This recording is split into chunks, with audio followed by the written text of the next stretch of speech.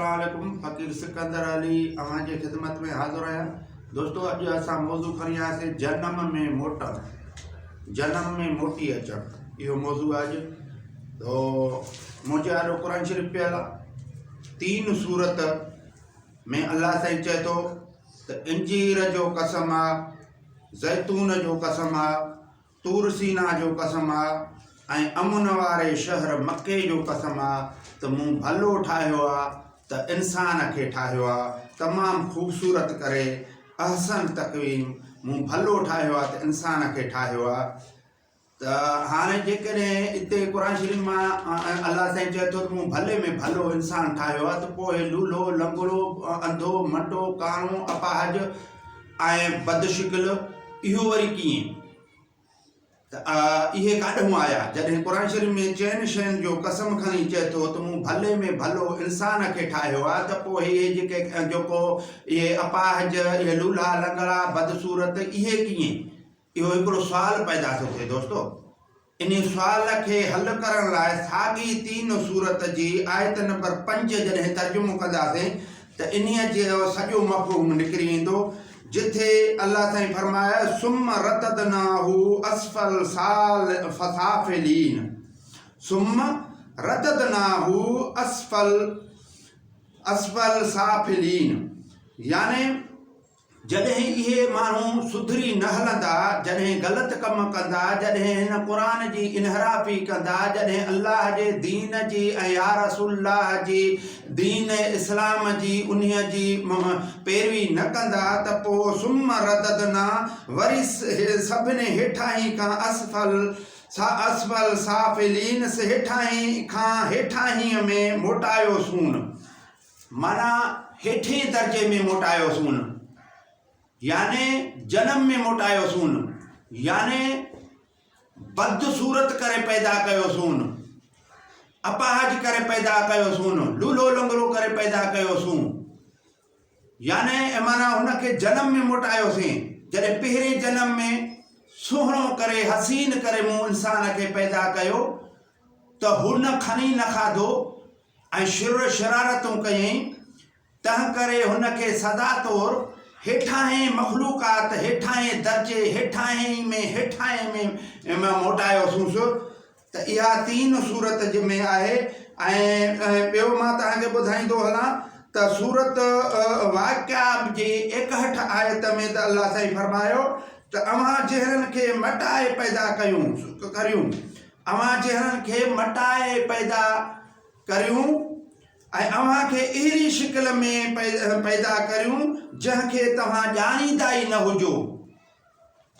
अव्हां खे अहिड़ी शिकिल में पैदा करियूं। सूरत वाक़िया जी 61 आयत में अल्लाह साईं चयो आहे अव्हां जहिड़नि खे मटाए पैदा करियूं ऐं अव्हां खे अहिड़ी शिकिल में पैदा करियूं जंहिंखे ॼाणींदा ई न हुजो, यानी तव्हांजो उन ग़लति गुमान ई न वञे त पोइ असां अहिड़े लेवल सां पैदा थींदासीं, अहिड़ा बदसूरत थी करे पैदा थींदासीं, या अहिड़ा अपाहज करे पैदा थींदासीं, या अहिड़ा चरिया ऐं मोगा थी करे पैदा थींदासीं, या अहिड़ा के माना अंधा थी पैदा थींदासीं।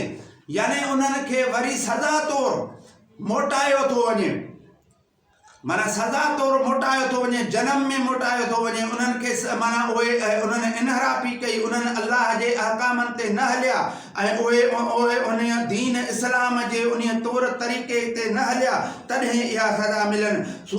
इहा ॿी माना इहो 3 दलील वरी क़ुरान शरीफ़ में सूरत माइदा जी आयत नंबर 60 में चए थो ए पैगंबर हिननि खे चओ त हिननि माण्हुनि खे चओ त हीअ शरारतूं न कनि। ए पैगंबर तूं हिननि खे चओ त ही माण्हुनि खे चओ त ही शरारतूं न कनि, जे बुछड़नि शरारतनि जे करे उन्हनि खे उन्हनि ते अल्लाह जो लानत आहे, जेके माना उन्हनि ते अल्लाह जो ॾमर आहे, जेके इहे बुछड़ियूं शरारतूं कनि था। पोइ के भोलड़ा, के सूअर कयाई ऐं बुछड़ी हंध में रहण वारा आहिनि।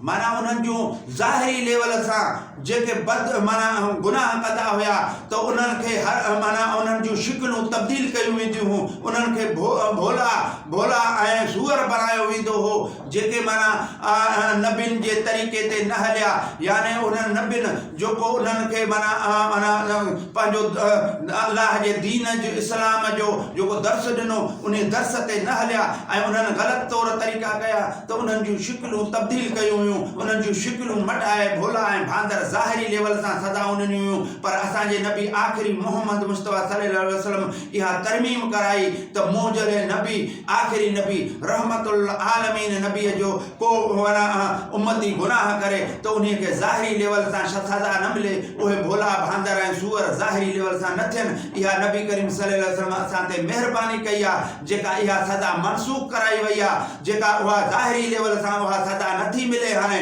ऐं उन्हनि जूं सूरतूं तब्दील ज़ाहिरी लेवल सां नथियूं कयूं वञनि ऐं बाक़ी ही जेको माना उन नबी जी इहा महिरबानी आहे। क़ुर शरीफ़ में इहा आयत हिकिड़े जॻह ते मौजूदु आहे ते पैगंबर तुंहिंजे हूंदे मां अज़ाब कीअं आणियां, तंहिं करे उहा अज़ाब नथी अचे ज़ाहिरी लेवल सां, तंहिं करे उन ॻाल्हि में तरमीम कई वई आहे ऐं उहा ॻाल्हि उहा बद शिकिल जेको उन महिल शिकिल तब्दील थींदी हुई उन खे दोस्तो रोकियो वियो आहे। हाणे अचो त सूरत निसा जे आयत नंबर 47 जी जो तर्जुमो कयूं त हिन क़ुर खे मञो इन खां अॻु जो अव्हां जे मुंहं जी सूरत मेटे छॾियूं, हिन क़ुर खे मञो उन खां अॻु जो अव्हां जी मुंहं जी शिकिल मेटे छॾियूं, पोइ फेराए ऐं उन खे क्यारीअ जे शिकिल हिन क्यारीअ जे शिकिल मुताबिक़ बणायूं। जीअं मिसाल ॻाल्हि गॾह जो जेको मुंहुं आहे उहो हिन इंसान जे क्यारी जे लेवल सां मुंहं जो जेको मुहांडो क्यारी जे लेवल सां आहे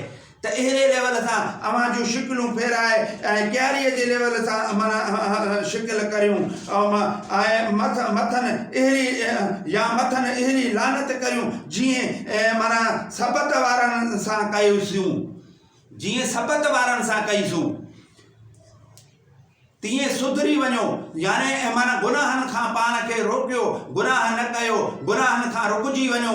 जेकॾहिं गुनाह कंदव त हिननि जनमनि में मोटंदो। कीअं? जीअं मां तव्हांखे ॿुधाईंदो हलां, के माण्हू कुते जी जीअं लूह ॾींदा आहिनि, यानी जनम में कुते जीअं में वेंदो या कंहिं ढोर में वेंदो, कंहिं जानवर में वेंदो या कंहिं माना चरियो दीवानो करे पैदा कयो वेंदो या लूलो लंगड़ो करे पैदा कयो वेंदो या हुनखे अहिड़ो बदसूरत करे पैदा कयो वेंदो। जीअं तीन सूरत में चयो वियो आहे त मूं इंसान खे सुहिणो हसीन ख़ूबसूरत अहसन तक़वीम माना सुहिणो करे पैदा कयो त पोइ सुहिणो छो पहिरें जनम में त इंसान सुहिणो ख़ूबसूरत करे पैदा कयो वियो। अलाह चइनि शयुनि जो कसम खणी थो ॿुधाए त मूं इंसान खे बिल्कुलु सुहिणो करे पैदा कयो, पर जेकॾहिं उहे सही माना इंसानियत ते न हलिया, इंसानियत वारे सबक़ ते न हलिया, अलाह जे दीन इस्लाम ते न हलिया ऐं रसूलनि ऐं पैगंबरनि जे उन प्रोग्राम जे तहत न हलिया त उन्हनि खे जनम में मोटायो थो वञे। दोस्तो ही खे क़ुर शरीफ़ जे माना इन आयतुनि मां तव्हांखे ॿुधायोसीं। महिरबानी। अस्सलामु अलैकुम दोस्तो, महिरबानी।